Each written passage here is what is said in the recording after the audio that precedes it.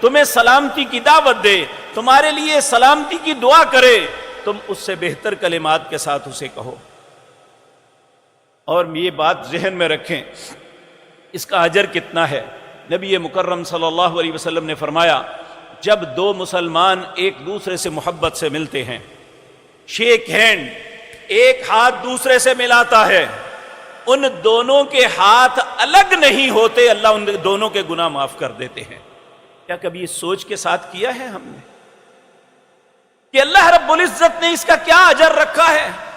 اسلامی معاشرے کو کتنا اللہ پرسکون دیکھنا چاہتا ہے، ایک مسلمان کے جذبات کو کیسے اللہ رب العزت دیکھتے ہیں۔ نبی مکرم جناب محمد الرسول اللہ صلی اللہ علیہ وسلم جب آپ مدینہ منورہ میں گئے، بحیثیت سربراہ مملکت سب سے پہلا جو خطبہ ارشاد فرمایا، مدینہ منورہ وہ شہر تھا جہاں دو خاندان آباد تھے، ایک اوس اور دوسرے خزرج، یہ دونوں ایک ہی دو بھائیوں کی اولاد تھی، ان میں آپس میں کلیش ہو گیا، صدیوں سے ان میں قتل و غارت گری ہو رہی تھی، ان میں کوئی دنیا کا انسان تصور بھی نہیں کر سکتا تھا، جتنے طرفین میں قتل ہو چکے ہیں کبھی یہ مل کے بھی بیٹھیں گے۔ لیکن نبی مکرم جناب محمد الرسول اللہ صلی اللہ علیہ وسلم آپ مدینہ منورہ میں آئے، آپ نے 4 باتیں پیش کی۔ سب سے پہلی اس میں بات یہ تھی، ایھا الناس، اے لوگو، اسمعوا قولی، میری بات کو غور سے سنو، افشوا السلام، سلام کو عام کر دو۔ کیا مطلب؟ ایک دوسرے کی سلامتی کے ضامن بن جاؤ، اور جب ایک دوسرے کی سلامتی کے ضامن بنیں گے تو پھر کون مسلمان کسی کو تکلیف دینے کا سوچے گا؟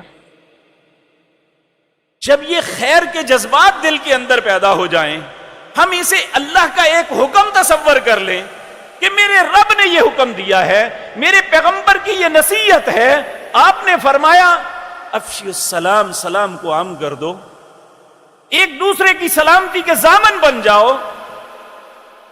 آج ہماری پرابلم کیا ہے؟ اگر کوئی اللہ نے کسی منصب پہ بٹھایا ہے، اس شخصیت کو جا کے کوئی سلام کرتا ہے، وہ اسے ایٹیکیٹ کے خلاف سمجھتا ہے کہ میں اس چھوٹے بندے کے سلام کا جواب دوں، جبکہ پیارے نبی جناب محمد الرسول اللہ صلی اللہ علیہ وسلم، جو منصب اللہ نے آپ کو دیا تھا کائنات میں کسی کو نہیں دیا۔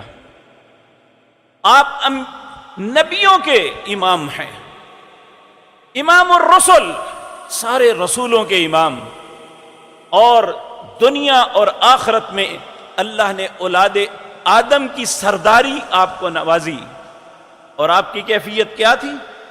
آپ دیکھتے رستے میں چلتے ہوئے ایک سائیڈ پہ بچے کھیل رہے ہیں، کائنات کا سب سے عظیم منصبدار اللہ کی ذات کے بعد وہ اپنا رستہ چھوڑ کے بچوں میں جاتے اور انہیں سلام پیش کرتے۔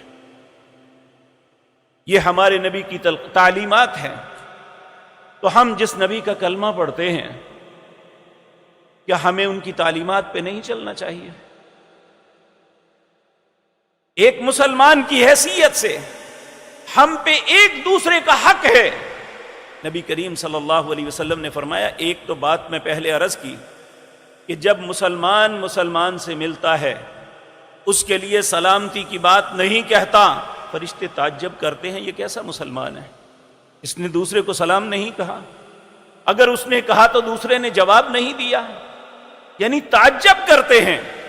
بلکہ رسول اللہ صلی اللہ علیہ وسلم نے فرمایا، جو مسلمان کسی دوسرے مسلمان کو ملتا ہے، آتے سلام نہیں کرتا اور بات کو شروع کر دیتا ہے، دوسرے پہ لازم ہے کہ اس کی بات کا جواب نہ دے جب تک وہ سلام نہ کرے۔ یعنی کیا مطلب؟ جب تک وہ اس بات کا یقین نہ دلائے کہ تم میری طرف سے سلامت ہو، میں تمہارے متعلق بری سوچ، برا ارادہ، برے معاملات نہیں رکھتا۔ لیکن آج ہماری زبان سے کوئی بھی مسلمان، بھائی ہے یا بہن، بیٹی ہے یا ماں، بزرگ ہے یا بچہ، ہماری زبان سے کوئی محفوظ نہیں ہے الا ماشاء اللہ۔ ہم دوسرے کو بے عزت کر کے، دوسرے کی تحقیر کر کے ہم سمجھتے ہیں ہم نے بہت بڑا کارنامہ انجام دیا، اور بدقسمتی سے آج سیاسی اور مذہبی لیڈر اپنے لوگوں کو سکھا ہی رہے ہیں کہ تم نے دوسرے کی عزت نہیں کرنی، جبکہ ہمارے رہبر و رہنما جناب محمد الرسول اللہ نے جو تعلیم ہمیں دی، انہوں نے یہ کہا من لم یرحم صغیرنا ولم یوقر کبیرنا فلیس منا، جس نے اپنے سے بڑے کی عزت نہیں کی، جس نے اپنے سے چھوٹے پہ رحم نہیں کیا، وہ میرا امتی نہیں ہے۔ ہم پھر کہاں کھڑے ہوں گے؟ العیاذ باللہ۔ نبی کریم صلی اللہ علیہ وسلم سے حضرت ابو موسیٰ اشعری بیان فرماتے ہیں کہ لوگوں نے رسول اللہ سے پوچھا کہ کون سا اسلام افضل ہے، یعنی کس بندے کا اسلام بہتر ہے، کون سا افضل ہے؟ تو نبی کریم نے فرمایا من سلم المسلمون من لسانہ و یدہ، جس بندے کی زبان